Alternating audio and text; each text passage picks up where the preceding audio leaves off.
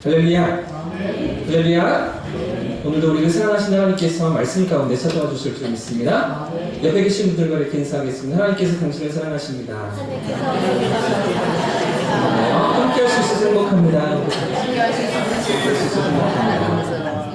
여러분 14세기 독일에 루드비히라는 황제가 있었어요. 루드비히. 신성 로마 제국의 역사 가운데 있던 한 황제인데요. 사실 근데 이 루드비히는 이전 황제였던 하인리히 7세의 총리로 일하고 있던 사람입니다.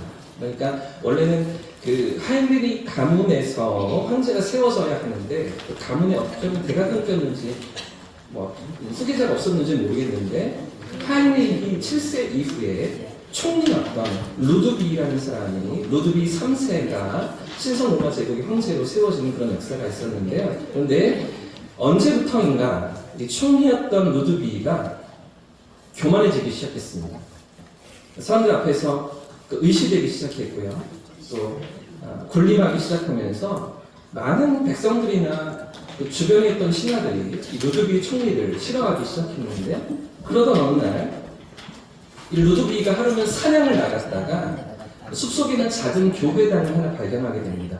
그리고 그 교회에 들어가서 기도하게 되겠죠.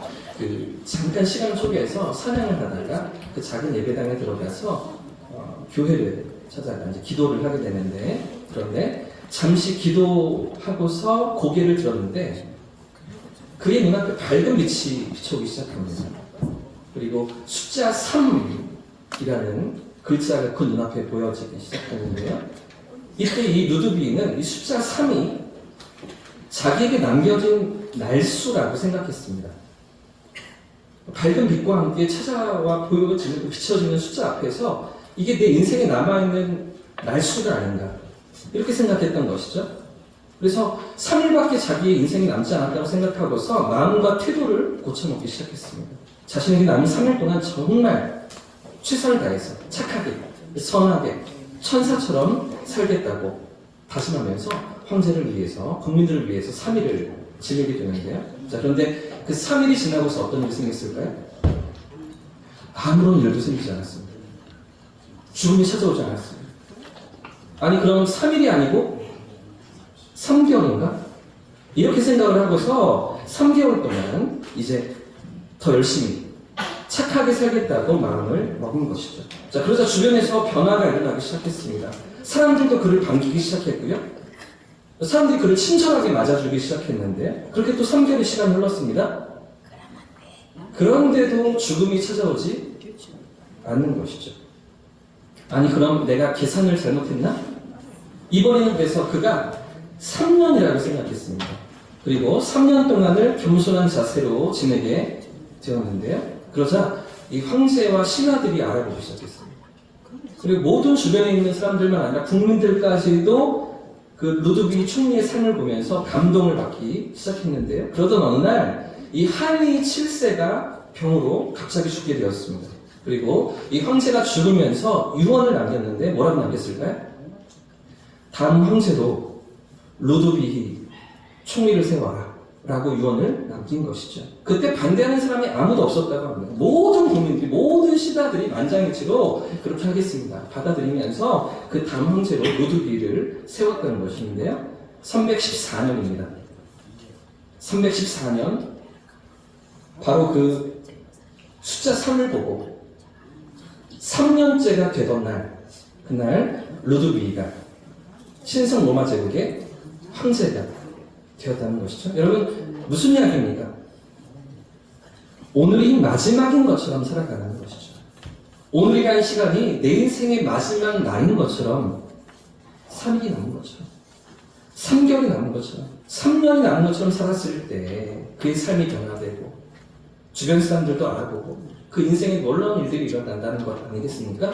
여러분, 유태인들의 그 격언에 이런 말이 있습니다. 오늘 하루가 최초의 날이고 오늘 하루가 마지막 날인 줄 알고 살라.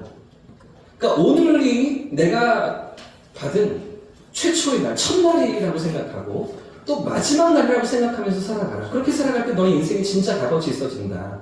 의미 있어진다. 이런 이야기 아니겠습니까? 애플 컴퓨터와 아이폰을 만든 스티브 잡스도 2005년도에 스탠포드 대학에서 졸업식 연설을 하면서 이런 이야기를 했었습니다.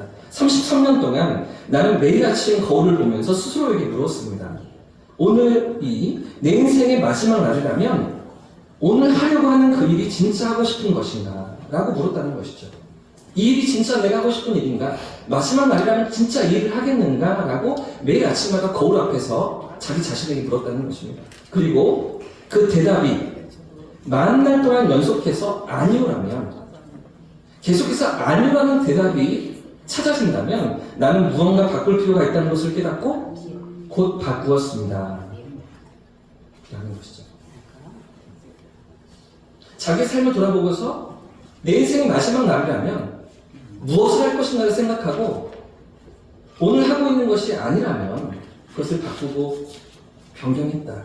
그러면서 혁신의 아이콘으로 많은 사람들에게 존경을 받고, 그렇죠? 인정을 받는 그런 인물로 우리에게 기억되는 것 아니겠습니까? 여러분은 오늘의 삶을 어떻게 살아가고 계십니까? 오늘 나에게 주어진 인생을 어떻게 살고 계십니까? 방금 우리가 읽었던 성경에도 자신에게 주어진 삶을 오늘을 마지막처럼 살았던 한 사람이 등장하고 있습니다. 자신에게 주어진 그 삶의 자리에서 마치 오늘이 마지막인 것처럼 하얗게 자신의 삶을 불태우는 그런 사람이 등장하고 있는데요. 여러분 누구입니까? 빌립이라는 사람이죠. 우리가 계속해서 사도행전을 살피고 있는데요. 예루살렘 교회의 7 집사님 중에 한 사람으로 뽑혔던 빌립 집사님이 바로 그 주인공입니다. 사실 성경에 이 빌립 집사님 이야기는 많이 담겨있지 않습니다. 오늘 사도행전 8장 말씀에 한 장에 빌립 집사님 이야기가 이렇게 등장하고요. 또 사도행전 뒷부분에 그 딸들의 이야기가 잠깐 등장하긴 하는데 그 나머지의 많은 스토리 가운데서는 빌립의 이야기는 담겨있지 않아요. 그런 성경인 것이죠. 여러분, 그게 이게 아주 비중을 많이 차지하는 그런 인물이 아닙니다. 성경 속에 아주 자주 등장하는 그런 사람도 아닌 것이죠. 그런데도 불구하고 이 빌립 집사님의 스토리가 어떻습니까? 아주 중요한 순간에 등장합니다. 아주 결정적인 순간에 등장하면서 요긴하게 쓰임받고 있는 그런 모습을 오늘 사도행전 8장이 우리에게 보여주고 있는데요. 우리가 지난번에 살펴보았던 8장 초반부의 스토리가 됐었죠. 이제 예루살렘에서 시작된 구원의 복음이 예수 그리스도의 십자가와 대속의 은혜가 온 예루살렘과 유대 땅을 넘어서 이제 그 전까지는 상종도 하지 않던, 말도 한번 섞지 않던 그런 사마리아 사람들에게로 넘어가는데, 그런데 이 사마리아 땅의 복음이 전파될 때에 누가 서 있었습니까? 누가 쓰임받고 있었습니까? 이 빌립 집사님이죠. 빌립 집사님을 통해서 사마리아 땅에도 복음이 심겨지고, 여러분 생각해 보십시오. 예수 그리스도의 이야기는 이 땅에 오셨던 2000년 전 크리스마스, 그죠? BC와 AD를 나눈 예수님의 오신 그 모든 역사는 유대인들의 이야기입니다. 이스라엘 사람들의 이야기입니다. 근데 그 이야기를 어떻게 우리가 알고, 우리가 믿고, 우리가 받아들이게 되었습니까? 그 구원의 복음이 예루살렘에서 온 유대의 나라 사람들에게만 아니라 사마리아를 넘어서 땅끝까지, 오늘 이 동쪽 끝에 있는 동방의 나라, 아침의 나라, 대한민국에까지 전파되고 흘러들고 있는 이런 역사들을 통해서 우리가 구원받고 하나님의 백성이 되지 않았습니까? 자, 그런데 그렇게 연결되는 시작점에 아주 중요한 고리에 누가 서 있다고요? 이 빌립이라는 사람이 서 있는 것입니다. 온 예루살렘과 온 유대는 이스라엘 사람들이에요. 유대인들 뿐이에요. 근데 그 유대인들을 넘어서 이방인들에게로, 다른 민족에게로, 다른 국가에게로 복음이 전달되는 데 있어서 그 시작점이 누구입니까? 이 빌립이라는 사람인 것이죠. 빌립을 통해서 사마리아 땅에도, 이방 땅에도 복음이 전파되고, 빌립을 통해서 하나님의 복음의 역사가 확장되어서 나가는데 그 자리에 이 한 사람이 있었다는 것입니다. 자, 그래서 오늘 이어지는 말씀을 보시면 빌립 집사님을 위해서 사마리아 성에 있던 많은 사람들이 복음을 듣게 되고요. 예수를 구주로 영접하게 됩니다. 그리고 많은 기적들도 나타나면서, 능력이 나타나면서 그 성 안에 큰 기쁨이 있었다는 것. 우리가 지난번에 살펴보았었죠. 자, 근데 문제는 오늘 우리가 살펴보려고 하는 것은요, 오늘 이 본문에 어떤 장면이 이어지고 있는가 하는 것입니다. 어떤 명령이 이 빌립 집사님에게 주어지고 있는가 하는 것이죠. 그렇게 복음의 역사가 사마리아 땅에 불같이 일어나고 있는데 많은 사람들이 구원받고 예수님께로 돌아오며 영원한 생명을 맛보고 누리면서 영생의 소망을 갖게 되는데, 그런데 이런 상황 가운데 하나님께서 빌립에게 뭐라고 명령하시는가? 26절 말씀해 보면요, 광야로 내려가라 이렇게 말씀하십니다. 26절 말씀에 주의 사자가 빌립에게 나타나셔서 광야로 내려가라. 사람도 잘 다니지 않는 거칠고 황량한 땅으로 가라고 명령하시는 것이죠. 여러분 생각해 보십시오. 지금 얼마나 놀라운 일들이 일어나고 있습니까? 수백 년 동안 그동안 한 번도 상종하지 않고 말도 섞지 않고 대화도 하지 않고 관계도 맺지 않던, 사실은 어떤 지역에 가려고 하면 그 유대인들이 예루살렘 남쪽에서 이 사마리아 땅을 지나서 저 북쪽으로 올라가야 하는데 여기 지나가지 않습니다. 그 사람들과 부딪히기 싫어서, 말하기 싫어서, 관계 맺기 싫어서 여기를 질러서 올라가야 하는데 일로 가지 않고 어떻게 해요? 동쪽편으로 뺑 둘러서 더 먼 길로 나아가는 거죠. 그렇게 만나지 않고 교제하지 않던 사람들이 수백 년 동안 그런 관계를 맺으면서 싫어하고 미워하고 서로 배척하던 그런 관계했던 사람들이 사마리아 땅 사람들인데요. 근데 지금 어떤 역사가 일어나고, 이 사마리아 땅에 복음을 전하고 예수님을 소개하고 그 땅에 있던 사람들도 구원받는 역사가 일어나고 있는 것이죠. 수많은 사람들이 구원을 받고 예수님께 돌아가고 있는 상황 아니겠습니까? 그러니 여러분 생각해 보십시오.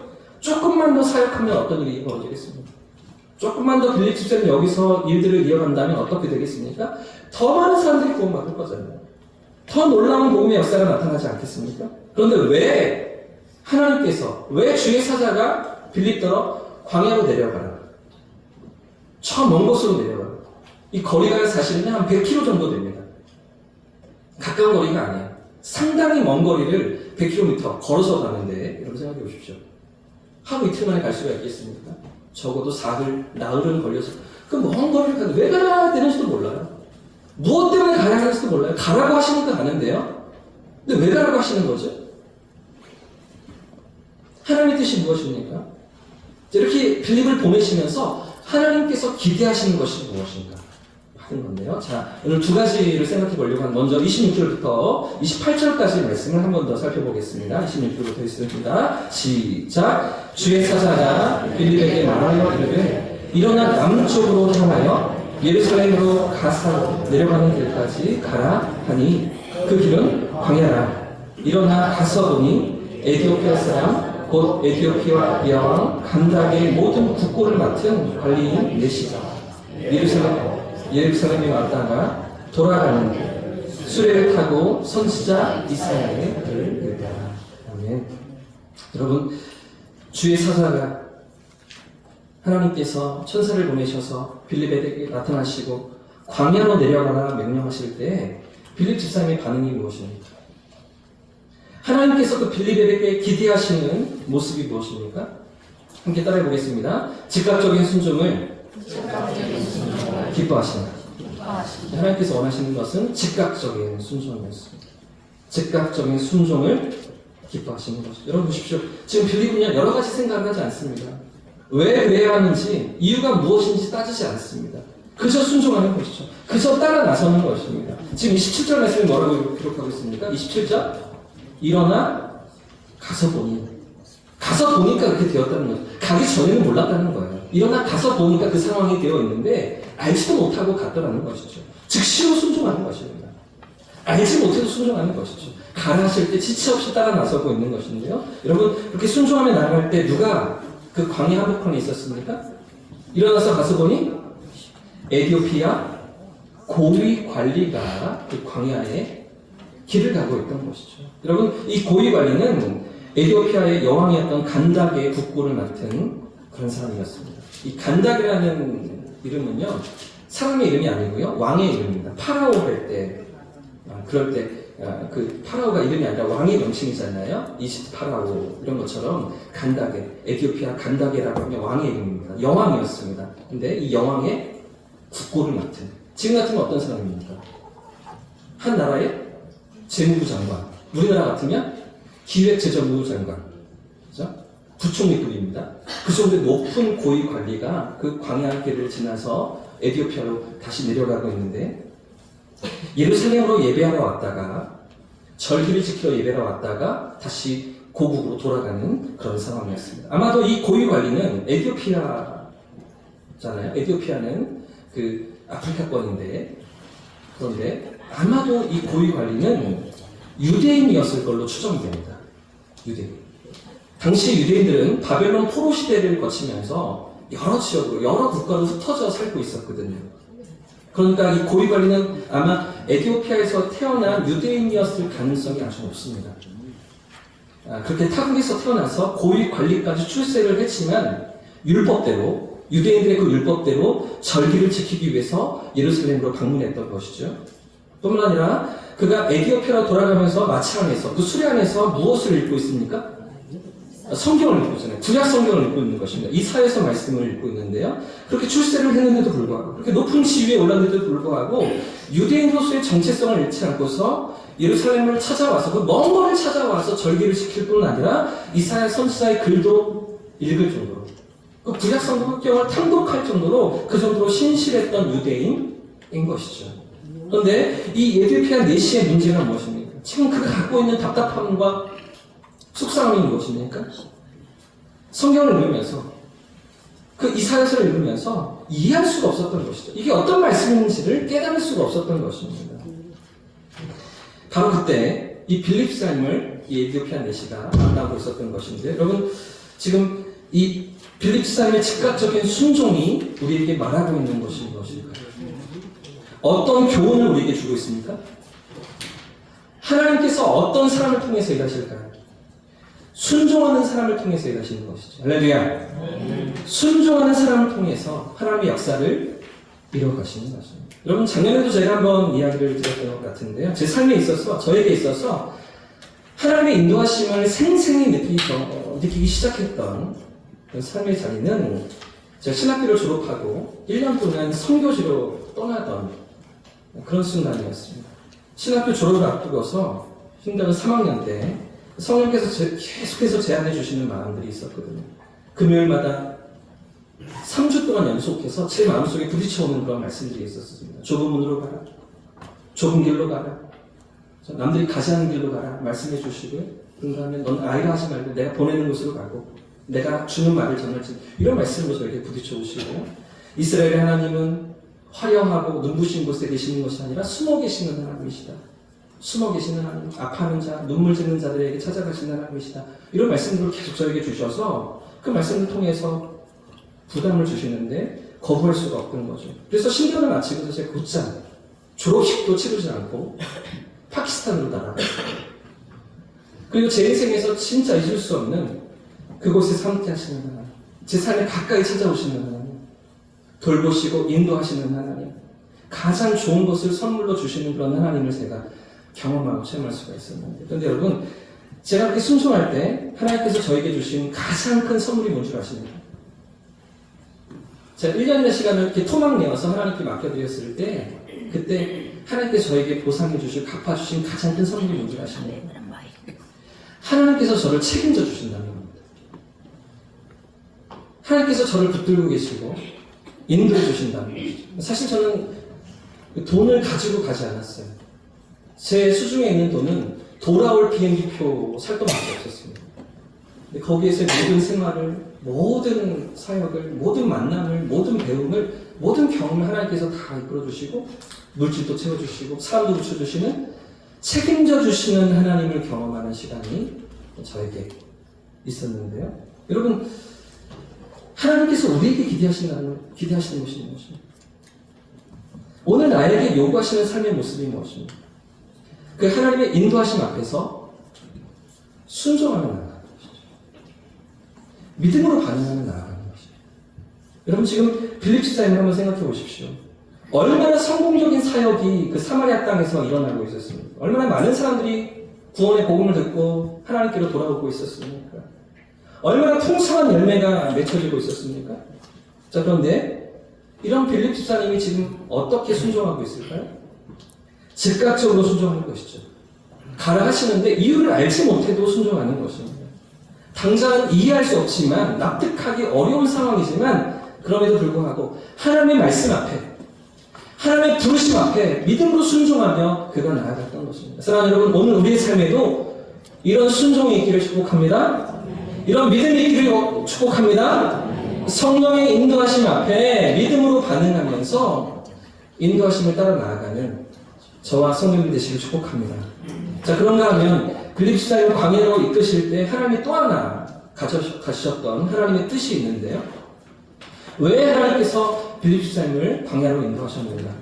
자, 두 번째 이유는 32절 이하에 나타나 있습니다. 32절과 33절 말씀도 같이 읽어보겠습니다. 2절 시작. 읽는 성경 구절은 이것이니 일러스되 그 도살자에게로 가는 양과 같이 끌려갔고 털 깎는 자 앞에 있는 어린 양이 조용함과 같이 그의 입을 열지 아니하였도다.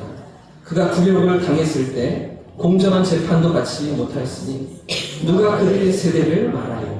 그의 생명이 땅에서 빼앗김보다 하였거늘. 여러분, 왜 성령께서 광야로 빌립 집사님을 이끌어 가셨을까요? 왜 빌립 집사님을 그곳으로 나아가게 하시고 에티오피아 내시를 만나게 하셨습니까? 자, 두 번째 이유도 함께 따라해 보겠습니다. 즉각적인 순종을 한번 더 즉각적인 순종을 사용하신다. 하나님께서 그것을 사용하시는 거죠. 빌립 집사님을 통해서 하실 일이 있었기 때문입니다. 그 순종을 통해서 이루어가실 하나님의 계획이 있었기 때문인데, 여러분 어떤 계획입니까?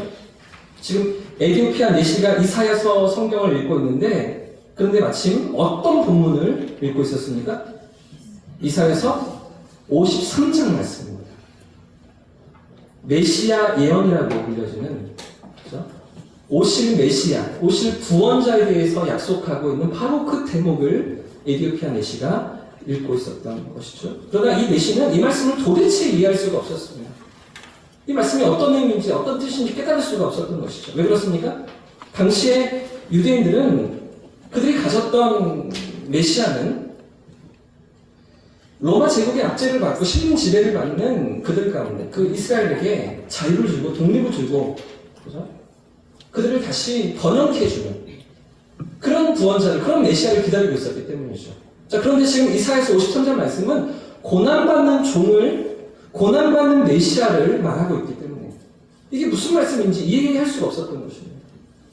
내가 기다리는 메시아는 우리에게 승리를 주고 우리에게 번영을 주고 성공을 주는 그런 메시아를 기다리는데, 그런데 이사야서 말씀은 지금 어린 양과 같이, 도살장으로 끌려가는 어린 양과 같이 잠잠하고, 그죠? 죽임을 당하고 고난을 당하는 그런 메시아에 대해서 얘기하고 있습니다. 이게 무슨 말씀인지, 이게 이 고난받는 사람이 선지자 자신을 얘기하는 건지 다른 사람을 가리키는지, 왜 도살자에게로 끌려가야 하는지, 왜 어린 양처럼 죽어야 하는지, 이런 메시지들을 지금 에티오피아 내시가 이해할 수가 없었던 것이죠. 여러분, 그러니까 보십시오. 에티오피아로 그 고국으로 돌아가던 내시에게 성경을 읽을 마음을 주신 분이 누구십니까? 그 수레에 앉아서 그 성경을 읽게 하시는 분이 누구십니까? 근데 그 말씀이 유독 이사야서 성경이게끔 하신 분이 누구십니까? 그 말씀이 또 53장 내시아에 관한 말씀이도록 하신 분이 누구십니까? 자, 그런가 하면 이렇게 내시가 고향으로 돌아갈 때, 집으로 돌아갈 때 빌립을 보내셨던 분은 누구십니까? 사실은 이 빌립이 100km에 달하는 아주 먼 거리를 달려가고 있는데요. 그런데 바로 그 시간에, 바로 그 장소에서, 그 드넓은 광야 한복판에서 이 두 사람을 만나게 하신 분은 누구십니까? 성령 하나님이시죠. 하나님께서 그들을 이끄시며 이 만남으로 인도하셨던 것입니다. 여러분, 지금 빌립 집사님이 즉각적으로 순종할 때 어떤 하나님의 역사가 나타나고 있습니까? 어떤 하나님의 일들이 이루어지고 있습니까? 하나님을 간절히 찾고 있는, 하나님을 알기 원하는, 구원의 길을 찾기 원하는 그 간절한 심령을 만나주시는 것이죠.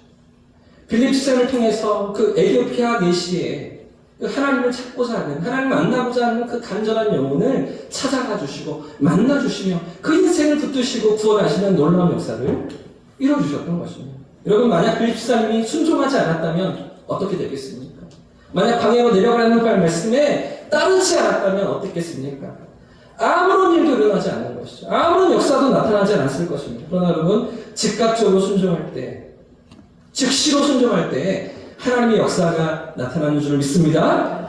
믿음으로 순종할 때 하나님의 뜻이 이루어지는 줄 믿습니다.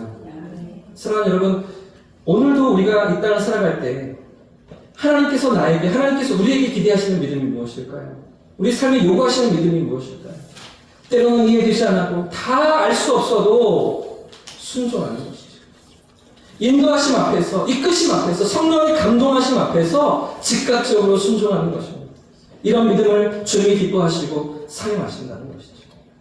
여러분, 사실 제가 그 인도하심을 따라갈 때, 파키스탄으로 향해 나아갈 때 전혀 알지 못하는 나라잖아요. 가보지도 않았겠죠. 뭐 정보도 없는 그런 상황이었습니다. 그런데도 불구하고 하나님께서 감동하심을 주셔서 여러 선교지들이 있었는데요. 필리핀도 있고, 뭐 러시아도 있고, 브라질도 있고, 단기 선교사, 6개월짜리, 1년짜리 단기 선교를 찾는 선교지들이 많이 있더라고요. 그런데도 불구하고 그 가운데서도 저 중동에 내전이 있고, 그죠? 여러 가지 테러가 있고 위험이 있는 그 땅에 자꾸만 마음을 주시는 그런 것들을 알 수가 없는 거죠. 왜 그것으로 자꾸 마음을 주시는가. 그러면서 1년 동안 신년 3년의 생활들을 했었는데요. 계속해서 말씀으로 저에게 부딪혀 오시고 깨닫게 하시고 감동하시는 말씀들도 있었지만 그런 가운데 한 장의 사진이 제 마음을 울렸습니다. 이 사진을 보고서 제가 가야 되는구나 결심하고 비자를 준비하고 이제 항공권도 준비하고 그러면서 이제 그곳으로 떠나게 되었는데요. 제가 신대원 3학년 때 2008년도에 보았던 사진이 바로 이 장면입니다. 샤리프라는 아이더라고요. 8살짜리 꼬마 아이입니다. 여러분 어떤 상황 아까 보이십니까?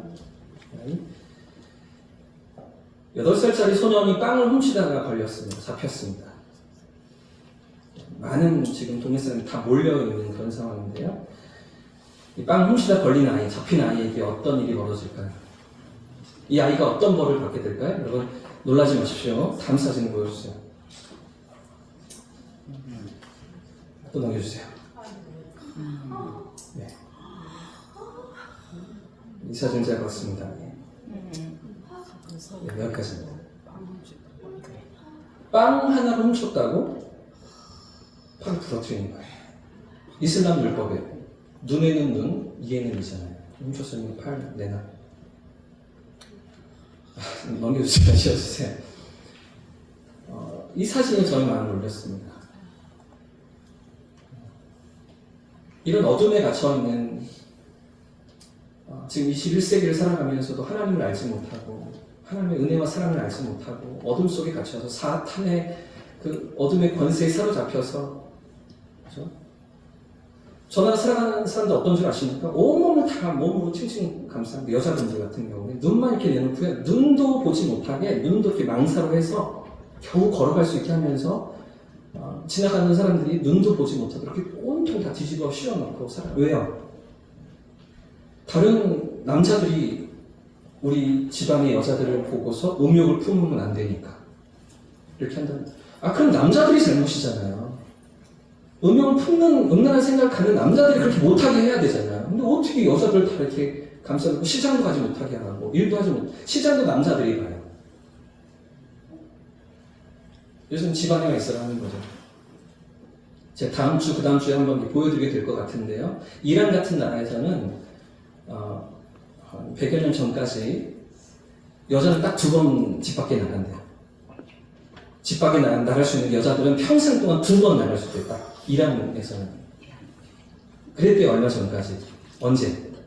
첫 번째는 결혼할 때. 두 번째는 언제? 집안에만 갇혀있는. 그렇게 살아가는 사람들. 여러분 상상이 되십니까? 여러분 100년 전 우리나라만 해도 어때요? 100년 전 우리 할머니들, 어르신들 이 땅에 살아가시면서 어머님들 어떠셨어요? 한복을 입고 그죠? 여자들은 공부할 필요도 없어. 시집이나 잘 가는 거야. 살림살이 잘 되면 바느질이나 배워. 빨리나 배워. 이러면서 우리 어르신들도 살아오셨던 시간들이 100여 년 전 불과.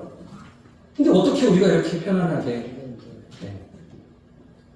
공부하고 꿈을 키우고 미래를 준비하고 마음껏 내 인생을 살아가고 하고 싶은 것들을 하시면서 오늘 살아가고 계십니까? 하나님의 복음이 우리를 살리는 것이죠. 하나님의 복음이 우리나라에 들어와서 이 복음이 학교를 세우고 병원을 세우고 복음으로 사람들을 살려내지 않았습니까? 그 땅에는 아직도 그 복음을 알지 못해 죽어가는 사람들이 너무나 많이 있는 거예요. 제가 그 말도 알지, 그 나라 말도 알지 못해요. 문화도 알지 못해요. 근데 가서 무슨 일을 할지도 몰라요. 근데 하나님 마음을 주셔서 제 삶을 1년 쪽에서 그냥 달려갔던 거예요. 어떤 일을 하게 될지도 몰랐습니다. 제가 그 파키스탄의 카라치라는 남쪽에 있는 항구 도시에 거기서 머물렀는데요. 거기에 선교 기지 병원이 하나 있었습니다. 근데 저는 의술도 뭐 의학 공부도 한 것도 아니거든요. 도울 수 있는 게 없는 거예요. 근데 가서 보니까 할 일이 너무 많아요. 선교사님들 김장하는 데 가서 도와드려야 돼요. 양배추로 김장을 하는 데 가서 도와드려야 되고요.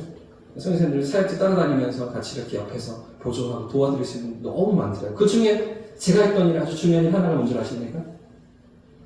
선교사님들 아이들과 놀아주는 거였어요. 선교사님 자녀들과 함께 제가 놀아주는 게 제가 아주 바쁜 중요한 업무 중에 하나였습니다. 그 아이들이 학교 끝나고 집에 오면 집 밖을 나가지 못하거든요. 위험하니까. 친구 집을 가지도 못해 혼자서. 성인 어른하고 가야 되는데 선교사님들이 바쁘니까 같이 놀아줄 수가 없잖아요. 챙길 수가 없잖아요. 그런 아이들과 함께 제가 시내를 다니고 시장을 다니고 맛있는 거 사 먹고 놀아주고 이러면서 지내는 게 제 중요한 업무였습니다. 가서 보니까 할 일이 너무 많더라고요. 가기 전에는 왜 가야 하는지, 왜 자꾸 여기에 마음을 주시는 이런 사진들을 왜 보게 하시는지 이유를 알 수가 없었는데 순종하고 보니까 하나님이 다 붙여주시고 하나님 채워주시고 공급하시고 인도해 가시는 경험들을 하게 되는 거죠. 책임져 주시는 하나님, 인도하시는 하나님, 살아계신 하나님을 경험하는 그런 순간들이 저에게도 있었습니다. 사랑하는 여러분, 오늘도 우리 주님은 어떤 사람을 통해 당신의 역사를 이루어가십니까? 당신의 일들을 이루십니까? 순종하는 사람을 통해서 하나님의 역사를 이루시는 줄 믿습니다. 할렐루야! 순종하는 믿음의 사람들을 통해서 이 어둠의 땅, 앞날이 보이지 않는 그런 미지의 땅, 조선의 선교사님들을 보내셔서 하나님의 역사를 이루시고 우리에게 이 복음의 역사가 흘러도록 이루어 주신 것이죠. 순종하는 사람을 통해서 하나님의 역사를 진행시켜 오셨던 것입니다. 결국 이런 빌립 사람을 통해서 에디오피아 내시의 삶에 어떤 일들이 벌어지게 됩니까? 마지막으로 35절부터 38절까지 말씀 마지막으로 한 번 더 같이 읽겠습니다. 시작. 빌립이 입을 열어 이 글에서 시작하여 예수를 가르쳐 복음을 전하니 길을 가다가 물 있는 곳에 이르러 그 내시가 말하되 보라 물이 있으니 내가 세례를 받음에 무슨 거리낌이 있느냐. 이에 명하여 수레를 멈추고 빌립과 내시가 둘 다 물에 내려가 빌립이 세례를 베풀고. 그렇죠?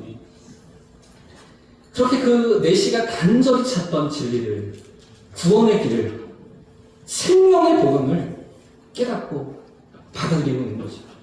그 예수 그리스도를 영접하고 있는 것입니다. 그 고위 관리의 마음에 이 빌립을 통해서 복음이 심겨지고 하나님의 사랑을 깨닫게 되는 그 구원의 길을 발견하는 그런 일들이 일어나는 것인데 즉시로 세례를 받고 있잖아요. 즉시로 신앙을 고백하고 하나님의 백성이 되는 놀라운 일들이 일어나고 있다는 것이죠. 사랑하는 여러분, 오늘 우리의 삶도 이렇게 쓰임받을 수 있기를 축복합니다. 이런 믿음으로 나아갈 수 있기를 축복합니다. 즉시로 순종하며 나아갈 때 하나님 기뻐하십니다. 즉시로 순종하며 나아갈 때 하나님이 쓰시고 사용하시는 줄 믿습니다.